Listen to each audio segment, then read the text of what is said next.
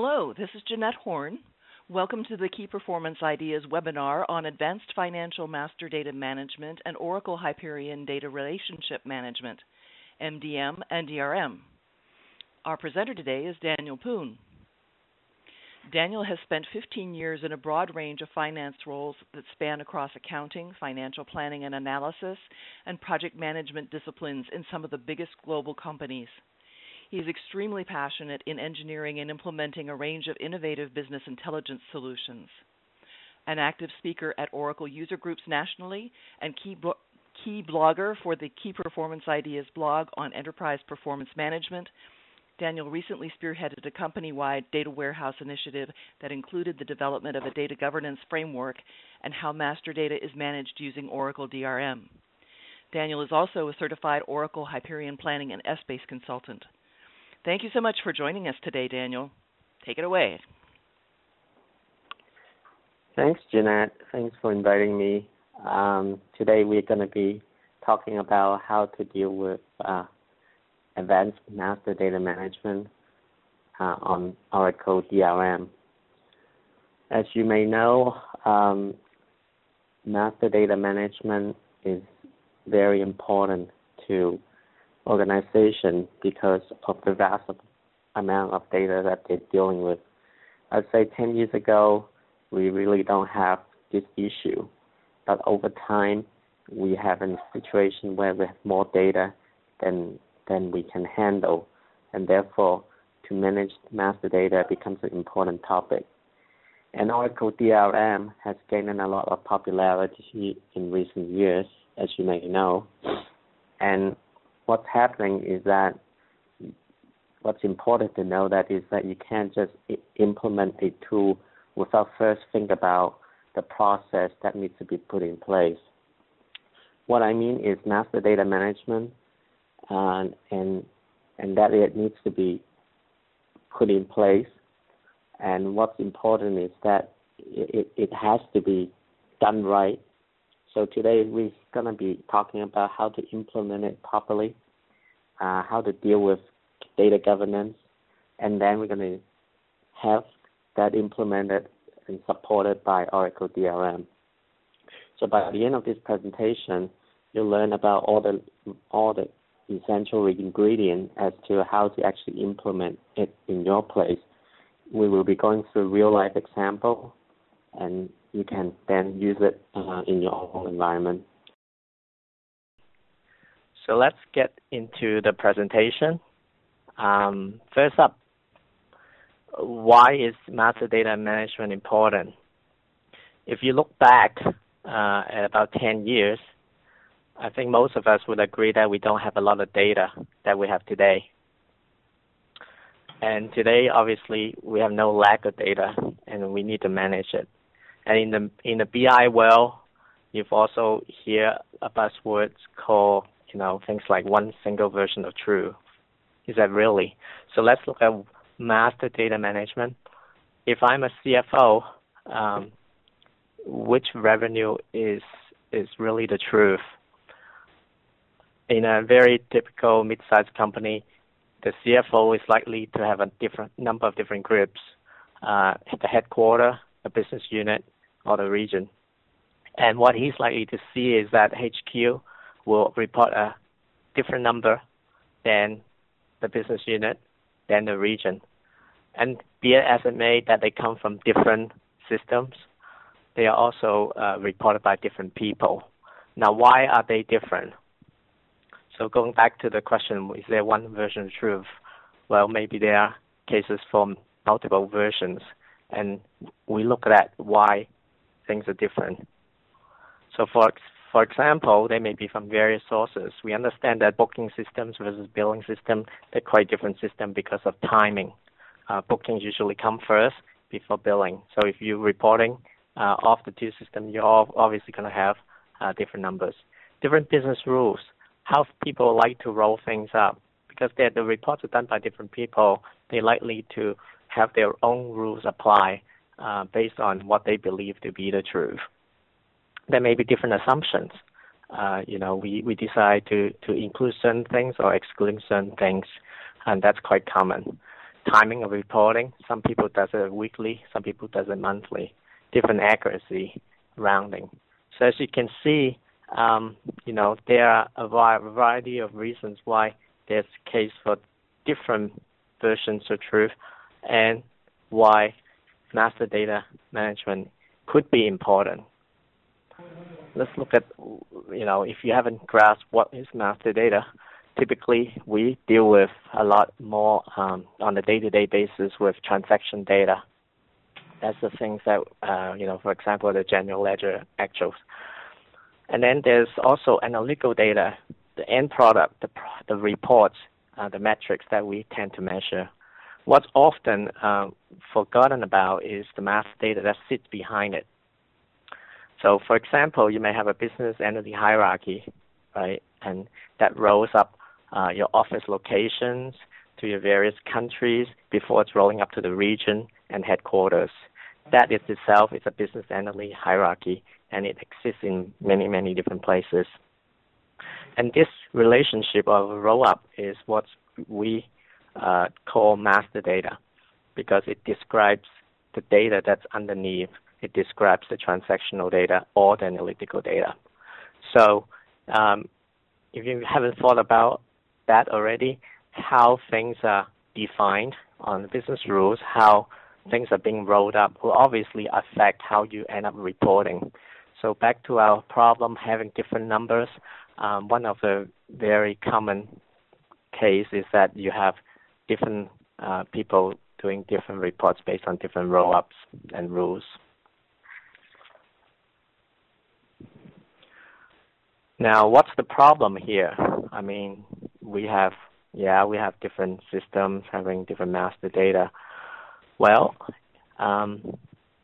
what you're likely to see is that over time, organizations build different systems for the individual needs. The architect obviously is trying to solve a particular problem. And so the master data structure is built for a purpose. And over time, you'll see there, not just one, but several, and many of these systems that are actually propping up. And they all have their own process in maintaining the structure. So master data is actually stored and managed in multiple places. And therefore, it needs to be managed. And what you also see is that the change process are often manual. So there may be a person maintaining the GL hierarchy. There may be another person maintaining it in S-Base planning, even in Excel spreadsheets. So, that's where all the plus and minuses, all the roll-ups, all the rules are being applied, exclusions, inclusion, all that kind of good stuff. And as a result, what you'll find is there's discrepancies because there's no clear understanding of what all the other business constituents are doing.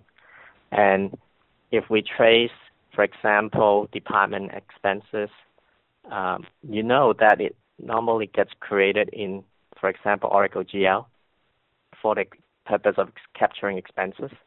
So it's first created there, but at the beginning there may not be transactions. And so the other systems may not have it. And over time, transaction gets posted, and you'll see it flow across all the other related systems such as S-Base, planning, and HFM, data warehouses, and whatnot. And eventually, you also see them in the reports. Now, some of the things that may happen is you could also have timing issues that organization experience because while you've updated one, you may not have updated all the others.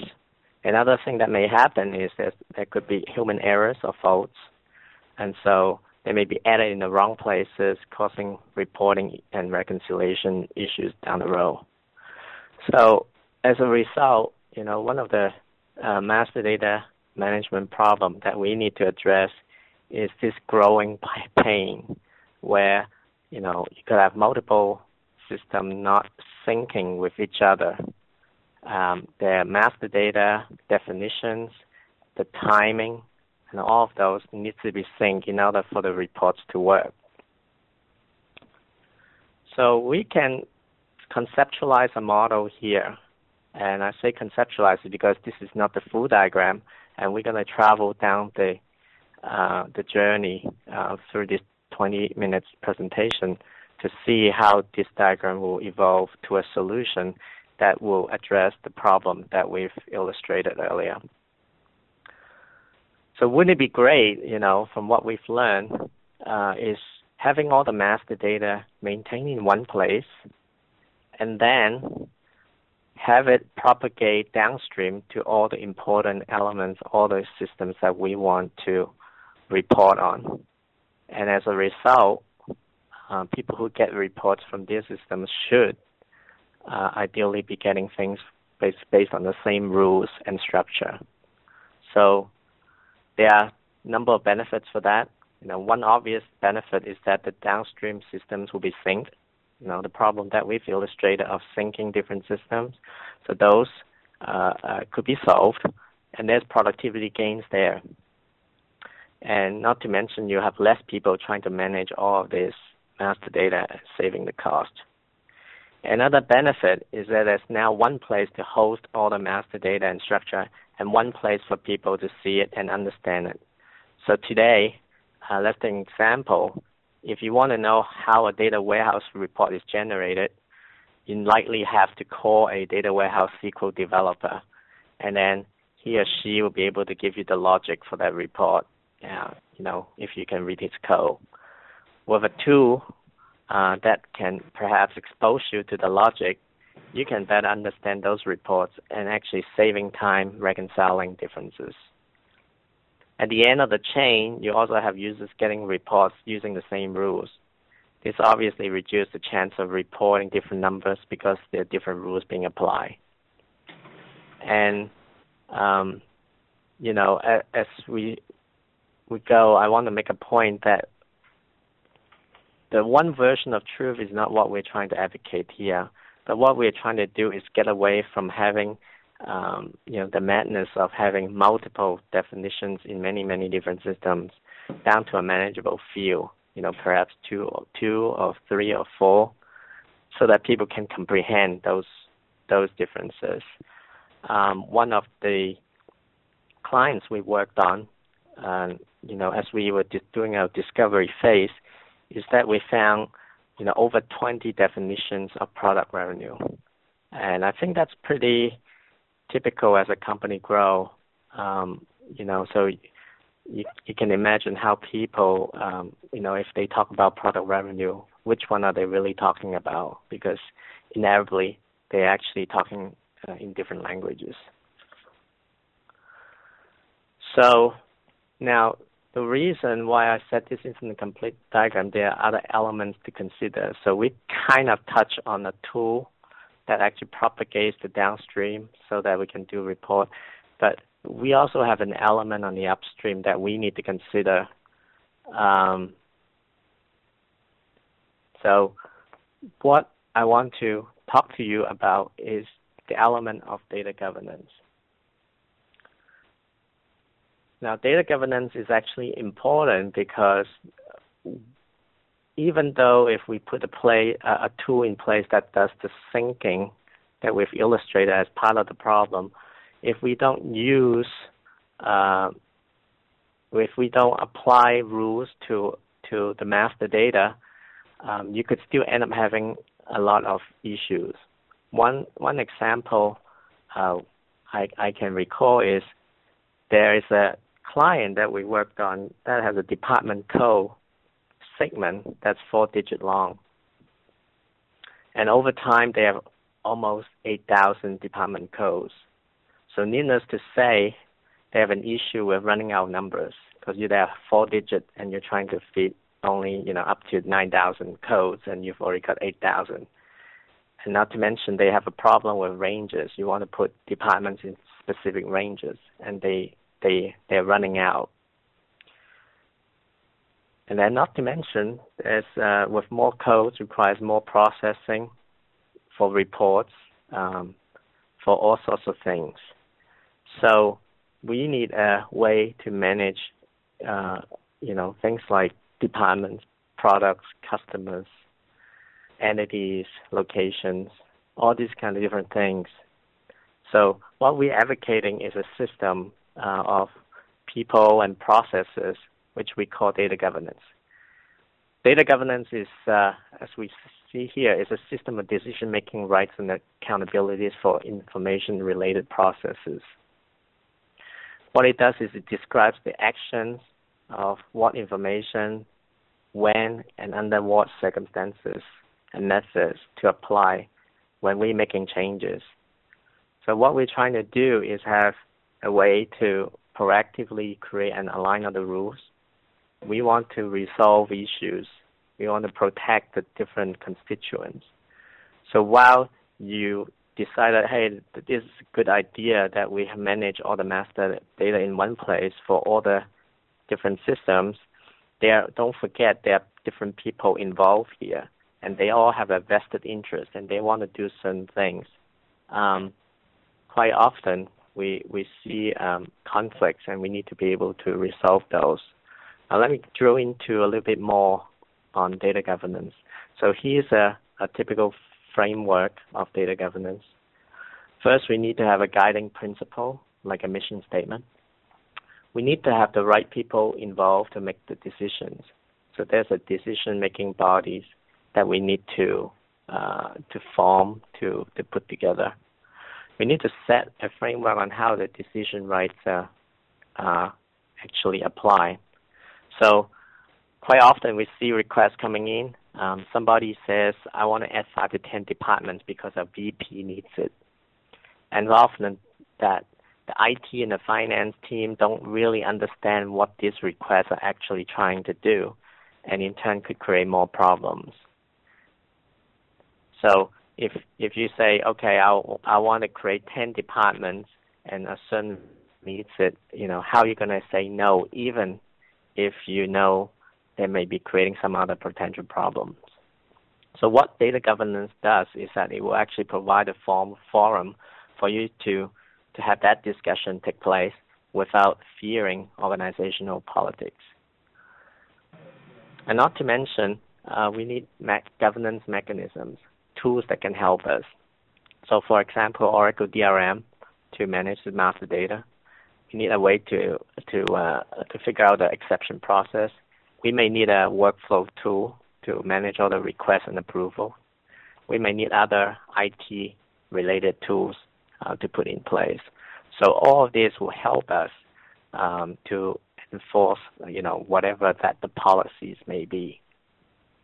Now, this may all look a little bit conceptual. And say, Daniel, how to actually implement this? So let me give you an example, and we will use the example on departments. It's a simple use case, but I would argue it's one that's used most often. That's because department is one of the most requested items for master data, besides things like products or customers. So if we were to manage departments, how would we do that? First thing is we set a decision-making body. We could have a data governance council that will determine that a finance person in the corporate finance department will handle, the request from a governance perspective. We need a guiding principles, so to protect and to serve. Sounds a little bit like the police, doesn't it? But it really is. We need to actually set that out so that people know that their rights are being protected and that they're there to help. We need to set the decision rights.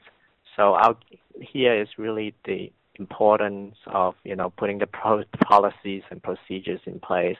One thing I would use in some places is that we could set a rule to say a department should only be created with a minimum of 500K transactions or at least 10 headcounts. So anyone who comes along and say, I need a new department, you will tell them, well, here's our rules. And here's our governance rules that actually set out. Now, if someone comes up and say, I don't have 10 heads, then you have a legitimate reason for that department not to be created. The same thing with a transaction. And that makes it really transparent. It's objective. And so you can actually have a way of saying, why certain things shouldn't be created because you've set out those rules. And then to assist this data steward to manage the department well, we put tools in place. So first of all, we have a workflow tool to actually allow the request to come in so that the user knows exactly what to put in order to set up a department, and then an approval process so that you know exactly who gets to approve the request. And then at the end of that, what you hope is that then it actually flows into an Oracle DRM so that the master data can be maintained in that one place. And using DRM allows you to do SOX reporting and tracking. And then all your downstream system, ERPs, will hopefully be synced and sourced. And then your data steward can, over time, review on, whether the rules on departments should change over time. And one thing that's very important is on the right-hand side is the exception process. So again, going back to the example, if some person disagree on, your rule that it should have at least 10 heads and 500K because of some legitimate reason, they can bring that up, and they can bring that up to the council, the Data Governance Council, and talk about exceptions, why some things should be done differently. So now you've got a complete ecosystem of managing that master data to ensure that there's no redundancy, that there's no issues with ongoing support, that you're not creating a bunch of master data and that no one else is going to use. And I kid you not, we've seen a lot of cases where you go to the ERP and you pick certain things, a list of departments, and 20% of them have been created, but with absolutely no transaction for the last year and a half. So that's actually happened quite often, and that's really because that there is no governance in place in some of these. IT or finance simply picking the request and actually process them as they come in, as opposed to challenging them and making sure that the right thing is being done there.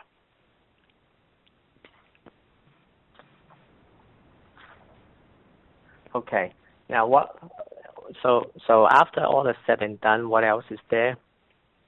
Obviously, there's still stuff to do. I would argue that you need to make sure that that this department data governance person also talks with the overall data governance council so that everything is all synced up.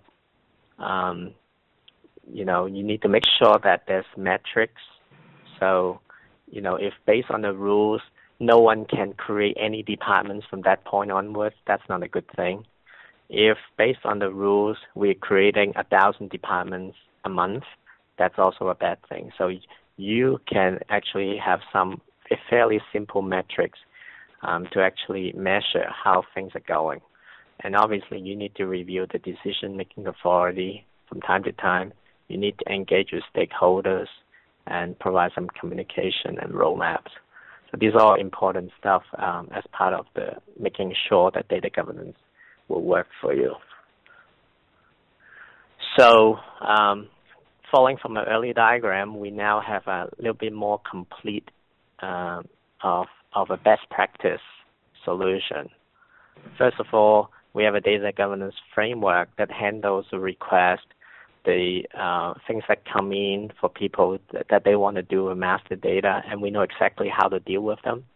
We also have the tools in place that includes DRM, that includes some workflow tool, that includes all the rest of the ecosystem, so that people knows exactly what to do. And then once we have that in place, we have Oracle DRM managing the master data. We also talk about having a workflow tool to handle requests. And at the end of the day, we have all the downstream system being synced up properly.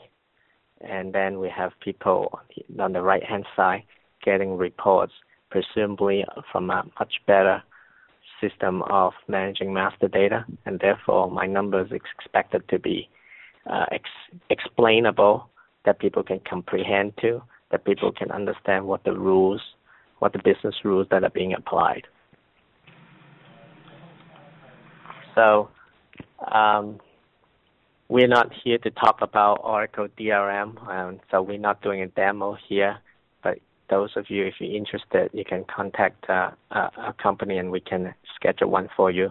But what we do want to talk about in DRM is how DRM comes into play with the whole master data management solution. So Oracle DRM, first of all, helps you to put all the business rules and definitions in one place, and it exposes it so that people can actually see it. People can log in and look at it, and therefore they can speak the same language. It enables hierarchy management, so you can pretty much drill down on the structure and know exactly what your information path. So people a lot of times is new to the company, joined from some other place, and have no way of understanding how the organization works and how the reports work. And so there's a place that they can go to, even for auditors, right? We need to look at how, standard reports are implemented. If you're implementing standard reports, this would be a good thing so that you can see how things can tie to each other and whether there are differences, and if they are, how that's being compared. And then, when you talk about performance management, this is a lot easier to deal with than having a couple of different people bringing in their reports and compare line by line, because you have a common structure. I'll tell you a little bit about how DRM is different to the other tools. Some people may have heard that,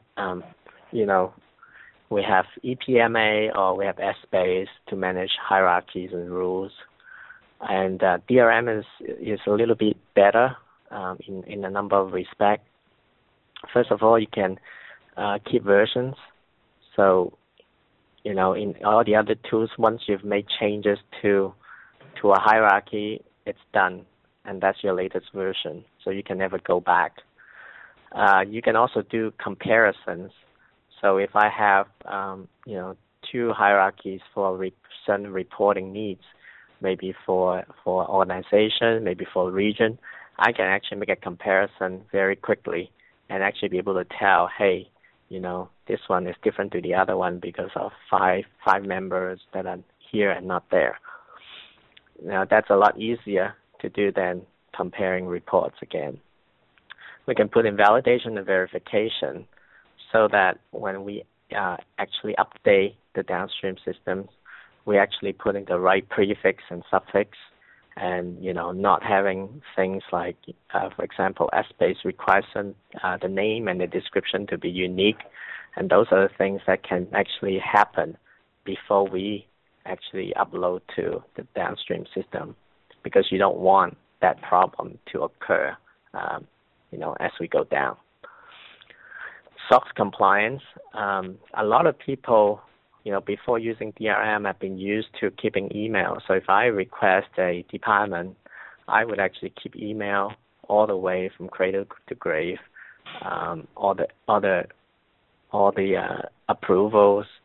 So what happens is when a SOX audit comes along, they either need to dig up the emails, or they may even have problems because an individual has left the company, and you have an extra task of keeping all the emails archived, and sometimes that may not even be possible. So having Oracle DRM allows you to see the whole life cycle of any of your master data, so you know exactly who created them. And then also publishing to the web. So, anyone who wants to know anything about the master data can go to a browser, log in, and actually see it without having to consult with any other individual. User benefits, you don't no longer need to reconcile reports, which we think is labor-intensive, high cost, and error-prone anyway. There's certain special rules, and you can actually have that all inside DRM so that it can be managed in one place. You can talk to multiple ERP, BI, or GL system. So you can just, have an Oracle Geo account, and then you can expect that to go into SBase, planning, HFM, all the rest of it. And so even though they have different properties, different prefix, suffix, all the other good stuff, Oracle DRM can handle that. And last but not least, changes based on merger acquisition. So whenever it comes to those scenarios, it's a lot of work. It's a lot of work because if you have 5 or 6 different systems, you want to make those changes, adding a new company, adding all the departments into your structure is very complex. And again, wouldn't it be great if you have one tool that actually allows you to do that? For the technical folks, for example, IT, it helps you to eliminate the need for manual entry. So instead of somebody typing in all the master data, you can just basically do that at the beginning of request and expect to flow through, so reducing the time and also error. You can allow things to be validated, so that goes in correct the first time. You can allow, you can have standardization and consolidation, so, back to the point of not having to maintain master data across multiple systems. And we've said it before, SOX compliance allows us to, improve our compliance ability, and then you don't need to keep manual records of all your changes. So, that completes the best practice solution, but there is actually a bit more that we haven't actually talked about, and we circled it here called the workflow. So let's not forget about the workflow, because we do need it to handle all our request management. So what we are talking to you about is also a tool that Key Performance Ideas is launching as part of our offerings for DRM.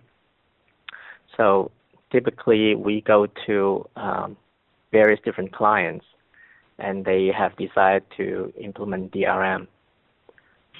What they may also be interested in is a way for them to submit requests, so people can submit a request to change a department, to add a new department, or whatever.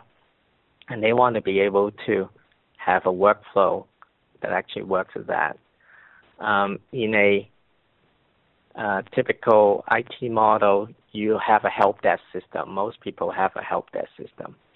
But what's not always available in those systems is asking the right question. So, for example, we illustrate that we need a department, therefore we need to have 10 heads and 500K. You need somewhere in your help desk tickets that ask that question so that user will give you the right response, and therefore, the right process can, the right flow and the right approval all come into play. So what we've developed in KPI is what we call KPI Tools, is that workflow system that allows all that we've explained, and also integration with Oracle DRM. So if you're implementing DRM, it allows update at the end of that. So in other words, you enter the change, and it gets updated, it gets approved, and then pushes into DRM. So you don't need someone else on the other end updating DRM manually, which again could cause the manual and the error and all that kind of stuff. So, what KPI Tools take care of is the forms, from a requester's perspective, allows you to do multiple updates so that you don't do just one update per request, and then allows approvals to happen, and allows you to see what the changes inside a tool. Similar to Oracle DRM, it does also provide the workflow. So you can actually make approvals, you can deny certain requests, you can also add notes and ask more questions. So it saves you from having the back and forth, which I guess, again, in the typical scenario, is that you would be leveraging email to ask your users exactly what's needed. Some person says, I need a department, and then it'll be an email say, hey, does it have 10 heads and 500K? The other person emails back, oh, yes, oh, no, it doesn't. And then emails the approver with all those conversation in email and say, hey, please approve. So you know how that goes. Now you have a tool that actually allows you to put it all in one place, and at the end of that, flow directly into DRM. So what KPI Pulse does is actually becomes a supported software. Instead of custom-built, homegrown system that handles that, KPI has a supported software, just similar to your Oracle software. It's supported, and you can call a number of your problems. We think it's a best-in-class workflow engine. We know that it's user-friendly. It's easy for people to use, and allows you to add forms and be customizable, and have a bunch of other features that, for example, handles multiple requests in one submission as opposed to having multiple single requests, and also doing uploads in bulk via spreadsheets. So that's just some of the things that you should think about. And so we're not here to sell KPI Pulse. We're here to talk about master data management. So I want to go back to this diagram and actually recap to tell you that, okay, so going forward, in order to manage your master data properly for your organization, this is what we see. And it's actually a trend, not just in one or two places, but across the board in a lot of organizations, that you go from having a best practice data governance framework to having a tool that manages your master data, to have your workflow that manages the request, to have a downstream system capturing those requests, and then to your reporting. So basically, that's what we talked about, and that's what I'm here to present it. We are now open to questions.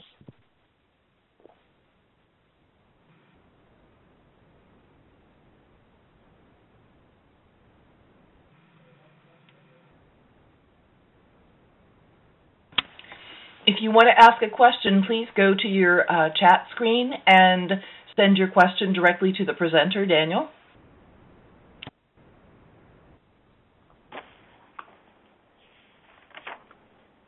Okay.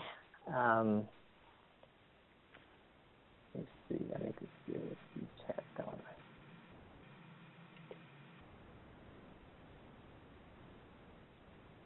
Okay, I got 2 questions here.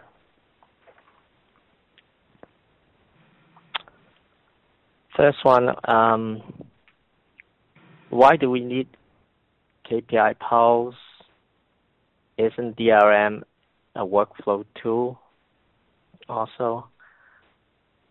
So to answer that, DRM is a tool that allows you to manage your master data. It does have an extensive API that can talk to any workflow tool that's outside of DRM, but it does not have a workflow tool per se. So in a lot of places we see is a homegrown system or leverage the existing help desk that allows them to manage those requests.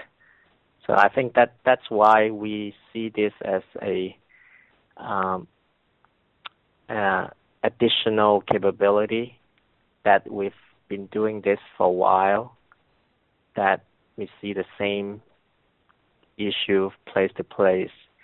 If you have a custom built tool, then you're likely to run into issues, especially when those key talents moved on and you don't know how to make changes. And a lot of it to also are not customizable. So what end up being is you hard code all the forms, and if you ever make any change because of an organization change, that becomes a fairly expensive IT exercise. So that's why we want to make something that's a lot easier, and something that is needed and desirable if you're implementing Oracle DRM. Another question is, how does versioning work?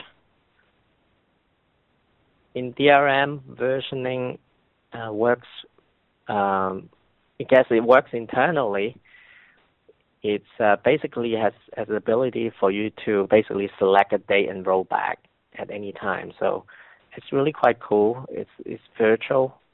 So I could have a version today, and then next month I'll have a financial close, and maybe I create another version. But meanwhile, I want the ability to see, what the hierarchy looked like 10 days ago, because I put in some changes and I wasn't sure exactly when that's done. DRM allows virtual versioning, so you basically select a certain date and a certain time, and then DRM will create a virtual version for you, so you can actually see it.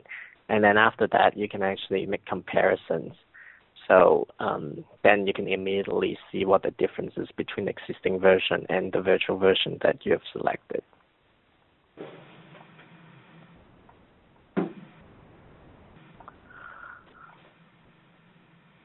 I have another question here. Do you have customers who've used DRM to incorporate chart of account changes to help facilitate EBAS upgrade? We have definitely used DRM as a chart of account change mechanism. That's actually one of the most asked about feature. So, for example, you have your chart of accounts in the GL, Oracle General Ledger, and you say, well, today someone has to go into the General Ledger and add a department, add an account, making an account from postable to not postable, roll up changes. That itself wasn't an easy task because I guess even Oracle itself, they don't want you to make any back-end changes directly to an Oracle GL, and that's usually a high-risk thing. But Oracle has come around, and they've actually allowed DRM to make direct changes to Oracle General Ledger. So today you can use DRM to manage your master data for account and expect those changes to be pushed to Oracle General Ledger. Now, in terms of using it to incorporate chart of account changes that facilitate an upgrade, what we see is you could do it, and this assumes that you've implemented DRM before you on 11.10.2. I think if your chart of accounts is significantly different, the mapping definitely can help. So, going from the old to the new, what you could do is have DRM saying the old code is A, the new code is B, and then expect that to be managed and pushed. But apart from that, I'm not sure if there's a lot of differences because when you upgrade, assuming it's only a version change, you can pretty much upgrade without having the need of DRM. So that's case by case. Okay. Thank you, Daniel. I think we're pretty much out of time at this point. And thank you so much, Daniel, for the informative presentation on data governance, master data management, and data relationship management.